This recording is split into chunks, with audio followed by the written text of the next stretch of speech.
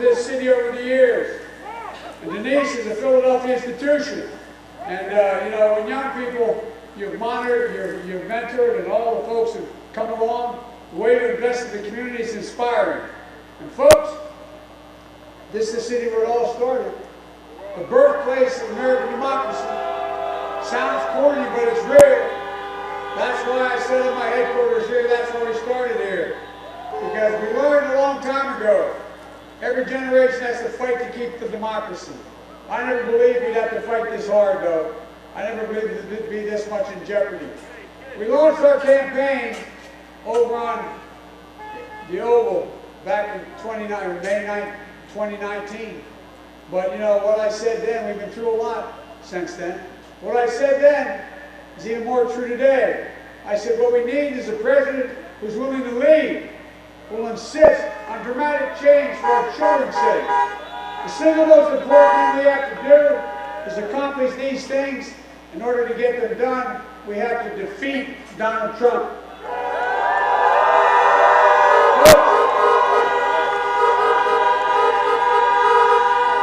I'm honored to have with me in that fight so many wonderful friends. And we're here tonight, including my good friend, and he's been a good friend. His dad was a friend, his mom's a friend, his wife's a friend, the whole family, because I'm from Scranton, senator from Scranton, a guy named Bobby Casey. He's a great friend. And I want to thank Congresswoman Scanlon. Let's send her back to the House on Tuesday. And the Vice Chair Street, Pennsylvania Dems, City Council President Clark. And look, we've had so many of you for the energy you've poured into this election. And look, I want to also recognize one of the rising stars in our party, who's been breaking his neck for me for a long time and all day today, Malcolm Kenyatta. Kenyatta, you've been so honored to have your support throughout this campaign. I also want to thank Philly Freeway for being here and performing. I know he's heartbroken. He's heartbroken tonight for the loss of his son. I know the pain of burying his son. He does too now, unfortunately. It means the world to me. He chose to be here because he thinks this election is that important. But I tell you what, you got to find purpose when you lose a child. You know, voting is the only way we can make the world better for our children, folks. And doctors, Jill and I grew up 76ers fan. Welcome to Philly, Doc.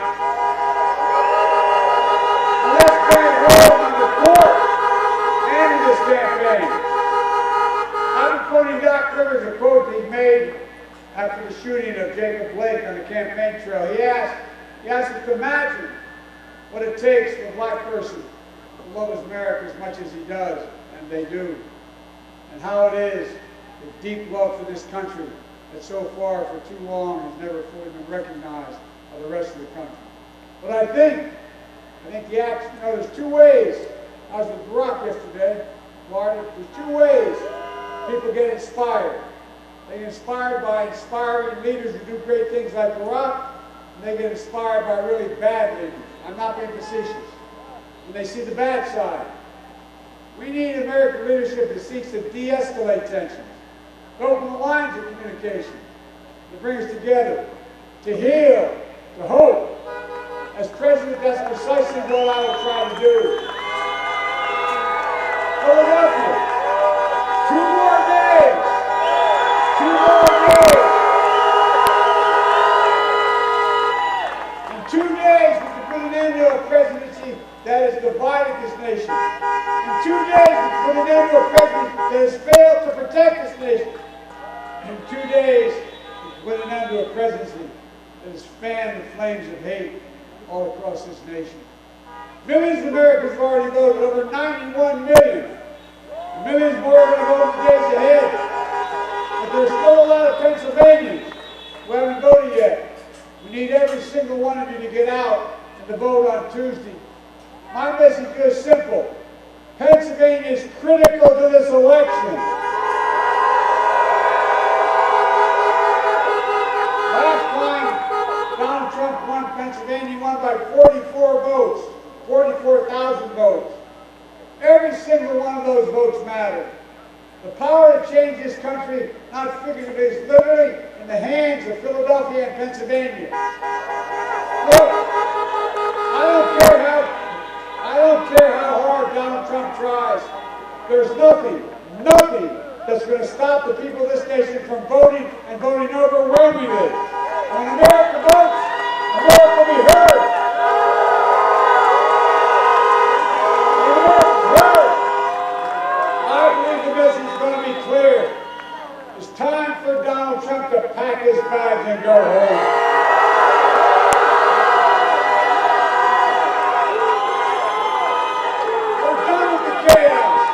With the tweets, with the anger, the hate, the failure, the irresponsibility.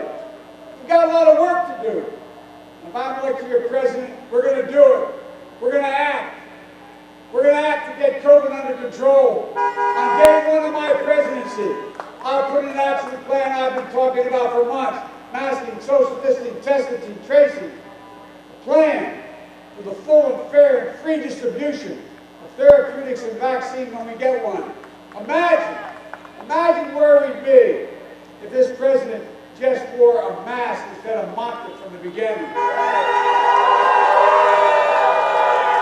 I can tell you this, and every major health expert agrees with me, I can tell you this, we wouldn't have 9 million confirmed cases of COVID in this nation.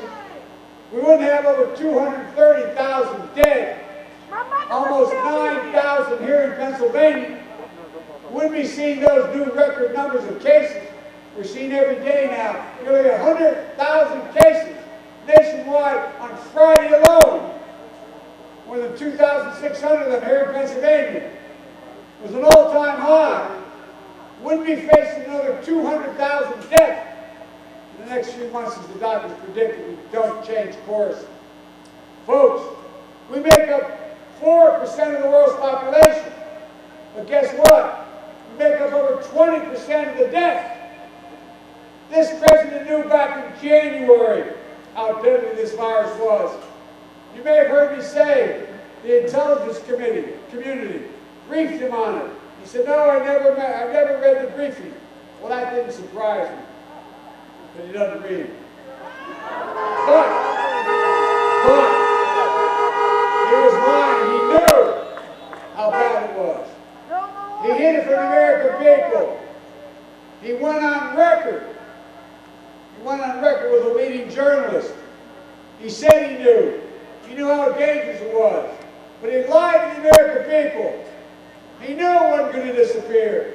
But he kept telling us a miracle's coming. It'll be gone by Easter. It goes on and on and on. He's repeatedly had the gall to suggest, just the other day, that American doctors, people who have been on the front lines of this crisis for 9 months, along with nurses and so many others, he suggested these doctors are falsely inflating the deaths due to COVID because they want to make money. Think about that. No, I really mean think about it. The people of this nation have suffered and sacrificed for 9 months. None more so than our doctors and our frontline healthcare workers. This president questioned their character, their integrity, their commitment to their fellow Americans. It's more than offensive. It's a disgrace. He's a disgrace to say.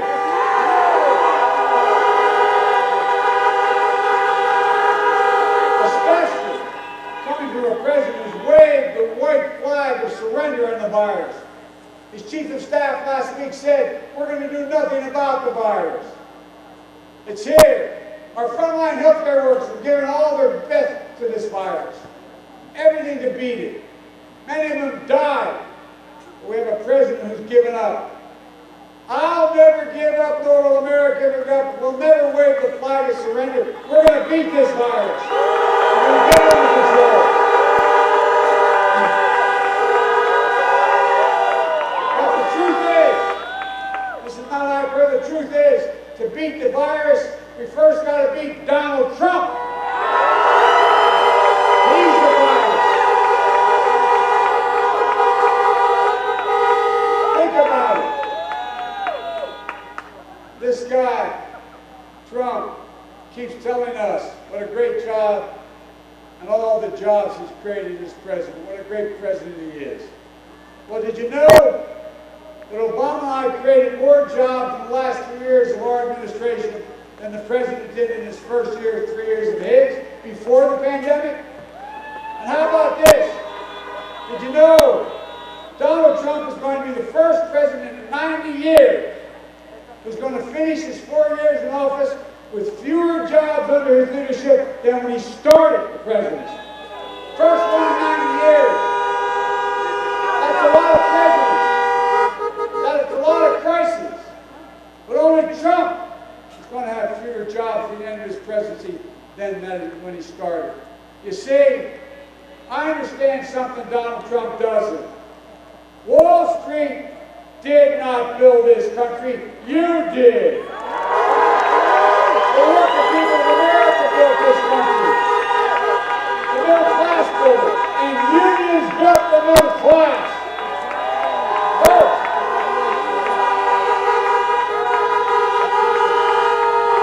I believe, in the bottom of my heart, you know anything about me, I believe we should be rewarding work, not wealth in this country. Under my plan, this is God's truth. If you make less than $400,000 a year, you're not going to pay a penny more in taxes. Not one penny, I promise you. But the wealthiest and the biggest corporations, 91 of the Fortune 500, who pay zero tax, federal income tax, they're going to start to pay their fair share.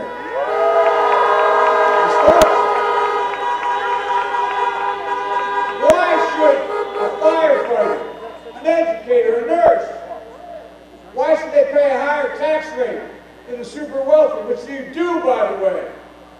Why should you pay more in taxes than Donald Trump? Remember, the only tax return we got, he paid $750 in federal income tax. How about you? And you know what he said? When it was pointed out last year, he said, well, that's because I'm smart. I know how to game the system. Just as one as a president knows how to game the system and lay it all on you. Ladies and gentlemen, it's time to end this crisis. It's time to take that money that he should be paying and help you protect your health care, help you put your kids in school, help you pay your taxes. Look, we will act to protect your health care. Trump and our Republican friends just jammed through a Supreme Court nominee. You know why? They've been trying since the day we passed the act. They've been trying to destroy the Affordable Care Act. If they get their way, an estimated 1 million Pennsylvanians will lose their health insurance. Folks, no, listen. He's going into court, whether he wins or loses. He's going into court 7 days after Election Day to wipe out the Affordable Care Act. Already, because of his incompetence, 10 million people have lost their employer-based insurance because they've gone out of business. 10 million. In addition to that, he wants to take away the other 20 million people who got covered by Obamacare. 100 million Americans will lose their protections for pre-existing conditions, including 5 million of you here in Pennsylvania. Donald Trump thinks health care is a privilege. I think health care is a right.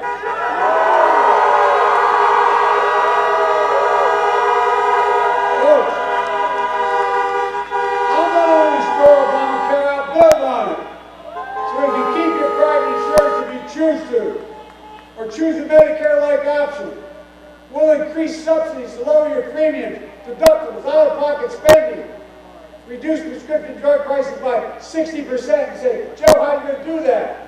By making sure he and the multimillionaires start paying their taxes so you don't have to spend as much. By the way,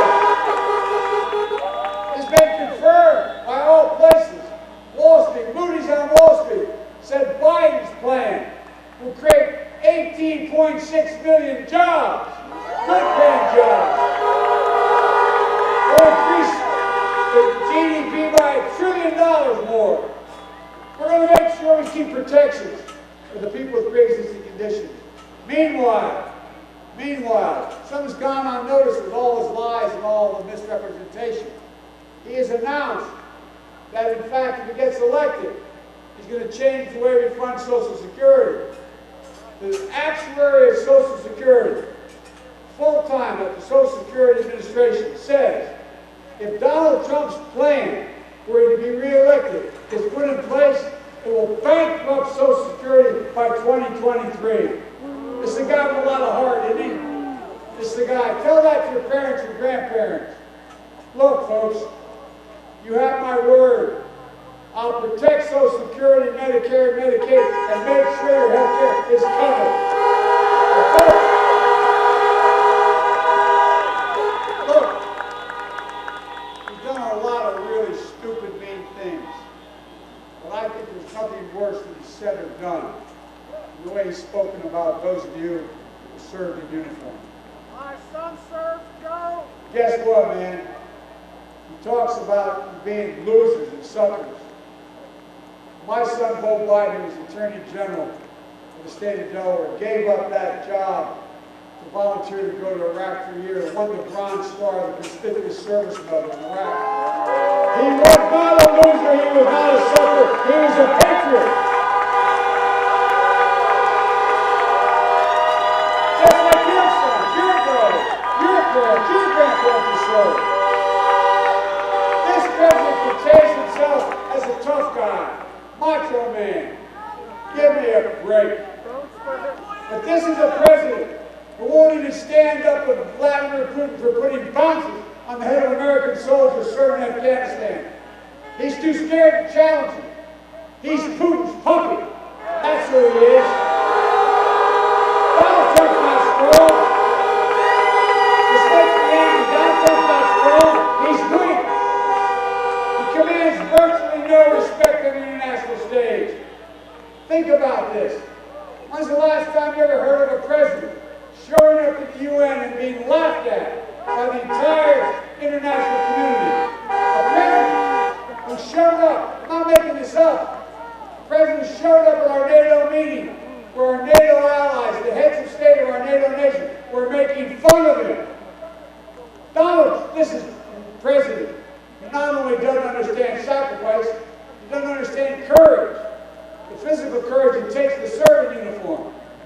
Maybe that's why the 6 generals, most 4-stars and admirals, who worked in the administration have since left and said he's unfit to be the commander-in-chief. That's never happened before.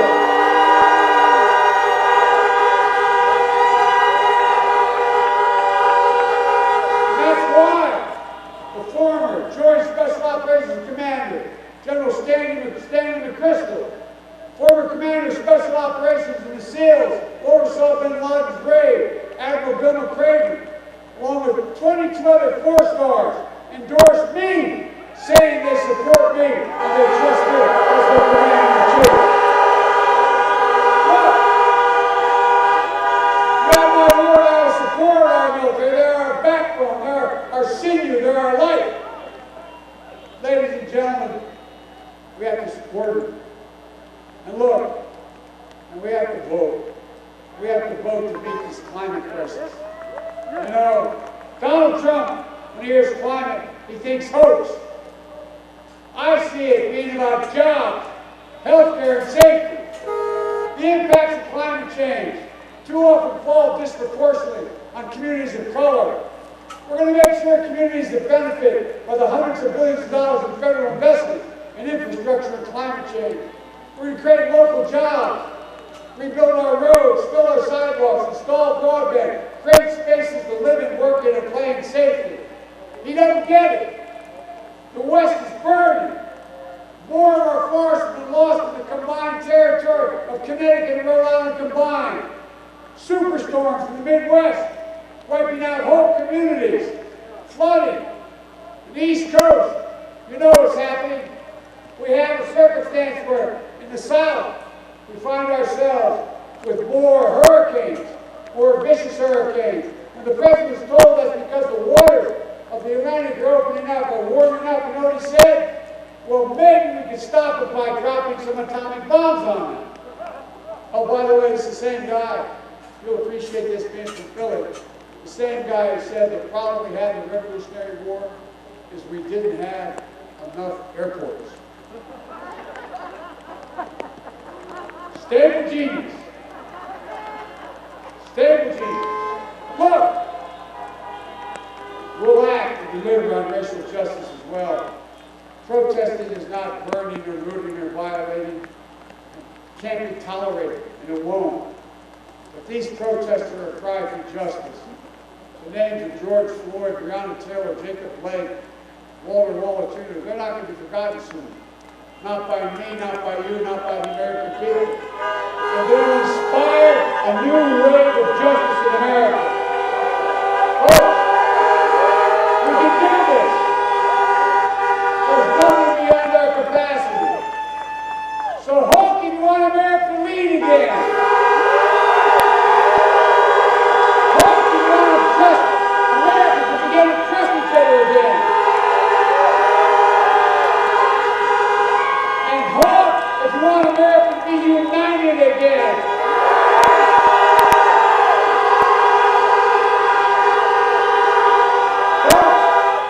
We can't afford 4 mayors of Donald Trump.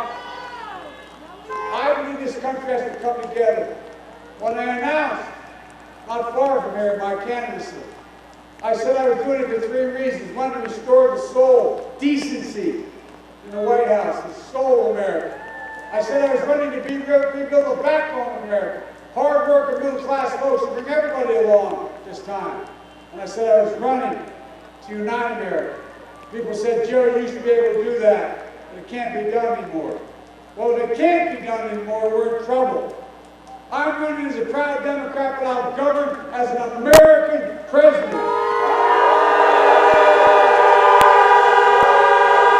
I'll work as hard for those who don't support me as those who do. That's the job of a president. A duty to care for everyone. No red states, no blue states, the United States. So please vote.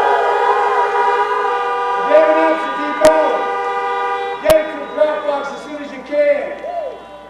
Or if you can, vote on election day. Make a plan. Go to iwillvote.com/PA. Folks, I'll never forget what John Kennedy said. My colleagues in the Senate used to kid me because I remind them of it. Why he was going to the moon. He said, because this is America.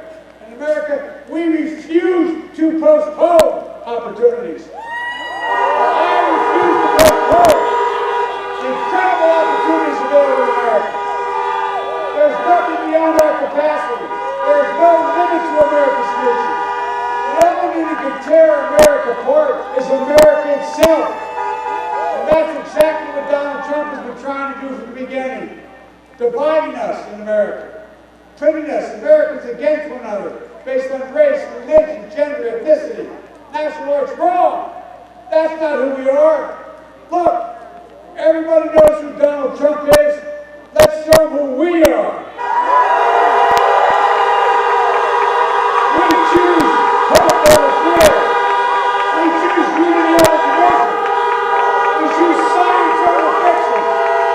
And yes, we choose truth over lies. It's time to stand up. Take back our democracy. We can do this. We're better than this. We're so much better. The United States of America is who we are. May God bless you all, and may God protect our children.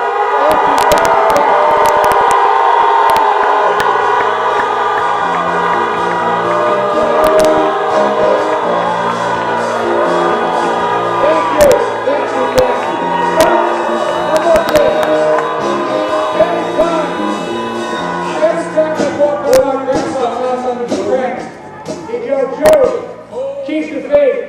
My grandmother, she was alive, she knows, said, Joey, no, spread it. Go spread the faith. We can do this.